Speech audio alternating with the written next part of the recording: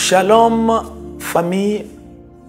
Encore ce matin, je vous salue dans le nom précieux de notre Seigneur et Sauveur Jésus-Christ.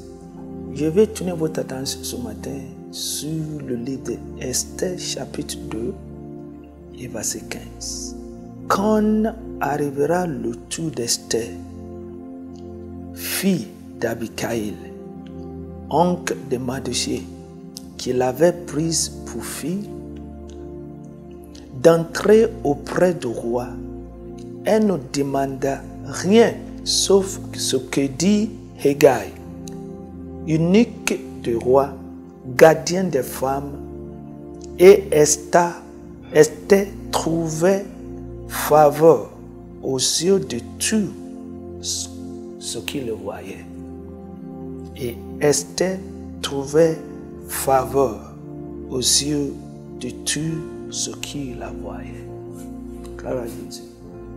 C'est la volonté de chaque enfant de Dieu que la faveur de Dieu se manifeste sur nous.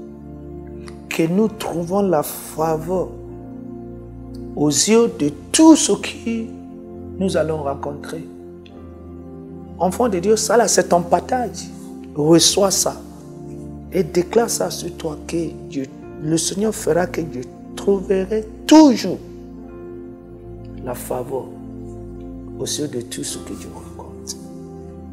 Mais nous voyons ici l'histoire d'Esther. Esther était une orpheline adoptée par Mardochée, son oncle, qui se trouvait comme des exilés dans le royaume des Perses. Esther était parmi les plusieurs centaines de femmes qui s'étaient rassemblées par les chefs de royaume des Perses. Parmi les centaines de femmes, ils vont trouver un parmi les damsels, les demoiselles, celui qui va devenir la reine. La reine de la plus grand empire qui existait dans le monde.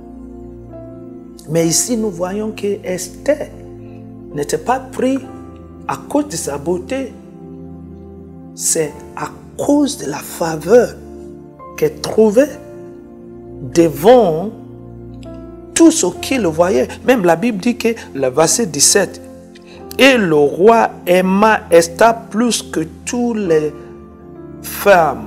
autres femmes, elle trouva grâce et faveur devant lui que tous les vierges. » Elle était vierge aussi. Elle était aussi travaillée, parfumée, baignée dans l'huile pendant des mois.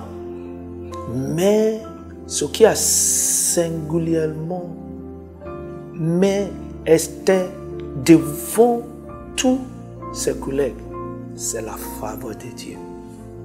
C'est la faveur de Dieu aussi qui va te distinguer, mon frère et ma soeur.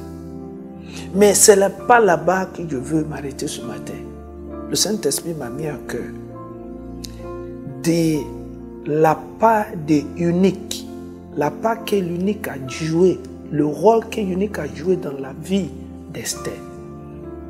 La Bible dit qu'ici, Esther n'a rien mis sous elle, sauf ce qui était conseillé par l'eunuque du roi. L'eunuque du roi, c'est très très important. C'est comme un coach pour Esther. Des fois, pour rentrer dans la grandeur et la manifestation de la faveur et la grâce de Dieu dans nos vies, on a besoin de coach. Alléluia. Et ici, nous voyons que le coach d'Esther, c'est l'unique du roi. Il y a beaucoup de choses que nous devons regarder quand tu recherches un coach. Moi, j'ai retenu 3. Il y a plusieurs. À cause de notre temps, je vais demander 3. La première chose que nous voyons qu'un coach doit avoir, comme c'est unique là, premièrement, c'est qu'il a accès, il a l'intérêt du roi dans le cœur. Ça là, c'est la première. Il connaît le roi. Il connaît le sentiment. Il connaît ce que le roi veut. Le deuxième, c'est qu'il est aussi un dépositoire de confiance du roi. Alors, le roi lui fait confiance.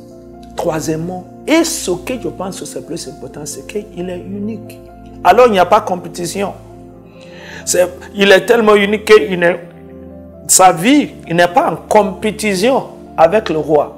Alors, il pouvait donner à Esther ce que Esther aura besoin pour gagner la faveur de Dieu.